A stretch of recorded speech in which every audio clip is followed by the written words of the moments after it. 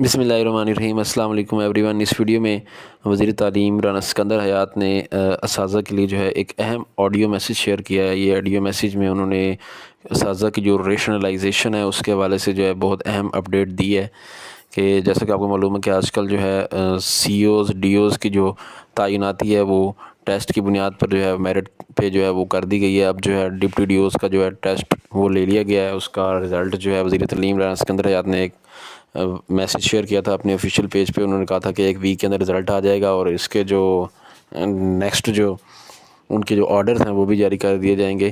تو اب انہوں نے یہ کہا ہے کہ جو ریشنلائزیشن کا اختیار ہے یہ جو ہے وہ سی اوز کو دے دیا گیا ہے۔ اب جو ہے سی اوز جو ہیں وہ جہاں چاہیں جس اساتذہ کی چاہیں ریشنلائزیشن کے ذریعے جو ہے وہ ایڈجسٹمنٹ کر سکیں گے۔ انہوں نے کہا کہ یہ اختیارات جو ہیں یہ جب ڈپٹی ڈی اوز کو جو ہے آرڈرز جاری کر دیے جائیں گے، جو نیو ڈپٹی ڈی اوز آ رہے ہیں، اس کے بعد جو یہ اختیارات جو ریشنلائزیشن والے ہیں وہ سی اوز کو دے دیے جائیں گے۔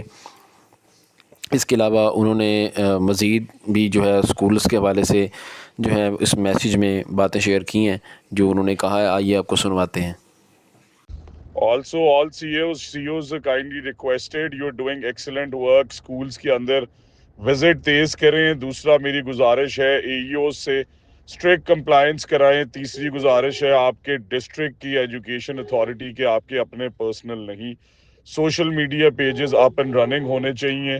چوتھی گزارش ہے کہ آپ سب نے وہ جو اپنے سکولز میں کمال کی ہیں جس وجہ سے آپ کو ہم نے سلیکٹ کیا تھا، پورا کانسنٹریٹڈ رہیں اور تعلیم کے حالات ہم نے مل کے بدلنے ہیں۔ آخری گزارش کہ سٹیم کمپٹیشنز 1 لاکھ روپیہ فی ڈسٹرکٹ PMIU اناؤنس کر رہا ہے ونر کے لیے، اور پروونشل سیریمنی یہاں پہ ہوگی، تو اس سٹیم کمپٹیشن کے اندر بھی سب حصہ لیں۔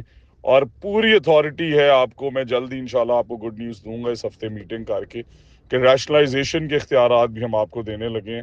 بڑے ایمانداری سے کسی سفارش کے بغیر آپ نے ریشنلائزیشن کرنی ہے تاکہ ہم آپ کے کیسز پہ فخر محسوس کر سکیں اور دنیا کو جو ہم کہتے ہیں کہ ہم نے کرپشن ختم کی ہے، ہم ایماندار لوگوں کو لائیں، اچھے اور محنتی لوگوں کو لائیں۔ I am happy with your performances honestly. اور جو آخری پارٹ ہے یہ بھی ضرور سنیں کہ KPIs جو آپ کو بنا کے دیے گئے ہیں ان پہ بھی امپلیمنٹیشن کریں۔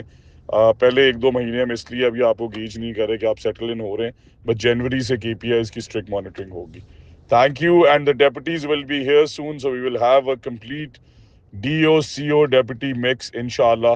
And then after that یہ ضلعوں میں جو AD ہیں اور جہاں جہاں پہ کلیریکل جو سٹاف ہے ان کی ٹربلز ہیں اس کے بھی اختیارات آپ کو دیں گے۔ شاباش، اور میں بھولا نہیں ہوں، جنوری میں نئی گاڑیاں آ رہی ہیں آپ کی انشاءاللہ۔